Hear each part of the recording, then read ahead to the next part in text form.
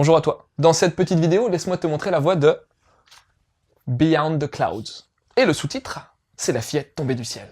Et la mangaka, c'est Niké. Sans commentaire.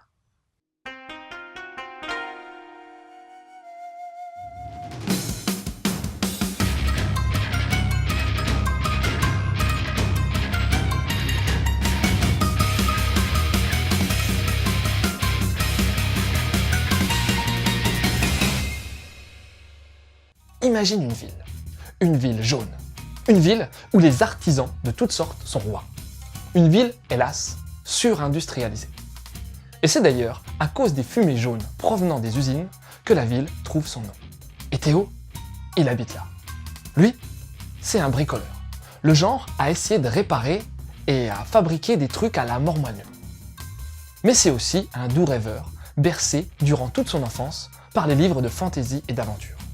Et souvent, il se rend au dépotoir, enfin, à l'île des rêves, comme il aime à l'appeler, histoire d'y chercher des merveilles capables de matérialiser ses créations.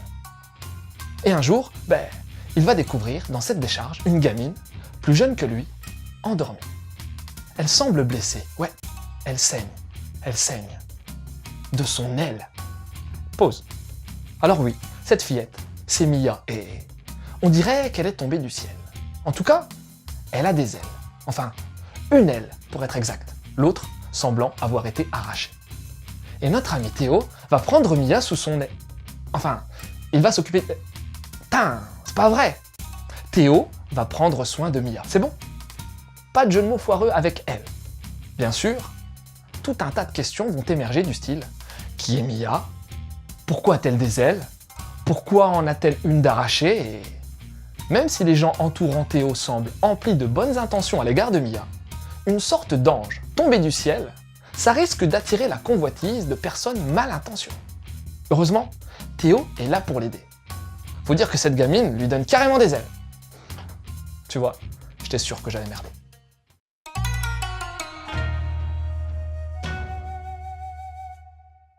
En un mot commençant, waouh!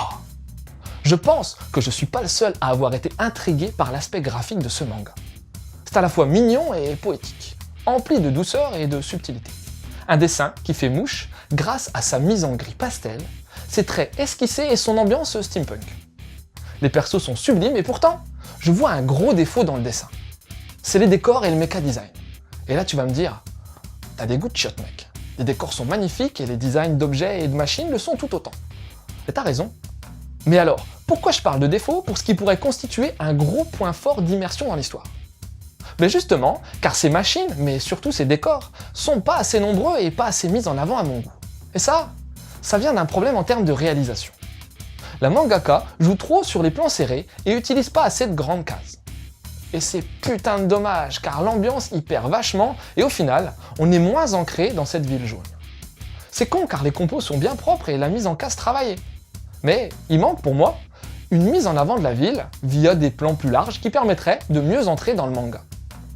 À part ça, la jaquette est superbe avec son côté pastel au ton chaud. Le manga édité par Kiyun est de grosse qualité. J'ai juste quelques planches avec de l'encre ayant un peu bavé, dommage. Les onos sont en jappe et, en fin de volume, on a deux bonus. Une interview de Niké et des fiches perso illustrées. Si seulement tous les mangas édités en France pouvaient être de cette qualité-là.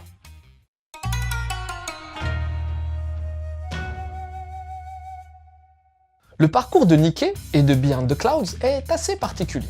Déjà, t'auras pas mal d'infos dans l'interview, mais sache que Niké vient d'un milieu de dessinateurs et d'illustrateurs. Elle a débuté via le fanzina et elle dessine avec tablette graphique. Dans ses influences, elle parle souvent de RPG et de livres pour enfants, d'où son penchant vers le monde du rêve.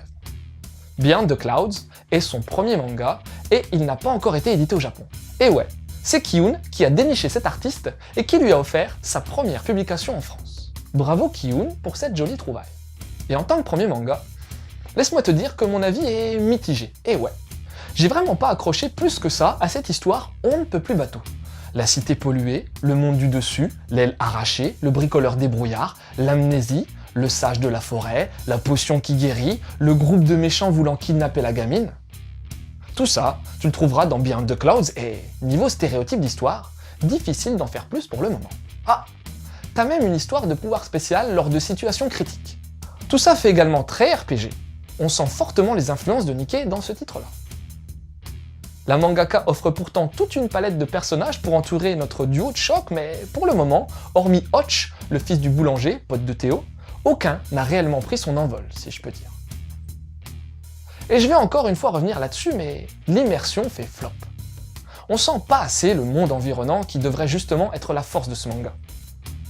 Et pourtant, malgré tous ces petits défauts, le titre est vraiment beau graphiquement, la réal a de réelles qualités et puis c'est un premier tome d'un premier manga.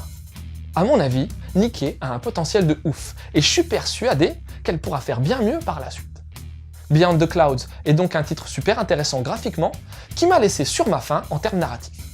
Mais je te conseille tout de même de suivre l'évolution de la dessinatrice, car on entendra certainement parler d'elle dans les années à venir.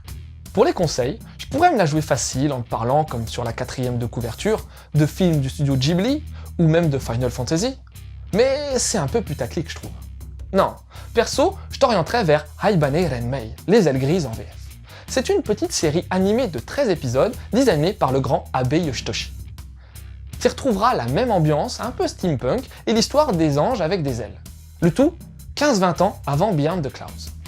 Ensuite, t'as un RPG sorti sur PlayStation, et dans une moindre mesure sa suite spirituelle sur Nintendo DS. Ce jeu, c'est Tail Concerto, et Solato Robo pour sa pseudo-suite. Un titre dont le chara-design a été confié au titan Yuki Nobuteru et qui combine fort habilement steampunk, thérianthropie, personnage mi-homme mi-animaux, et côté kawaii.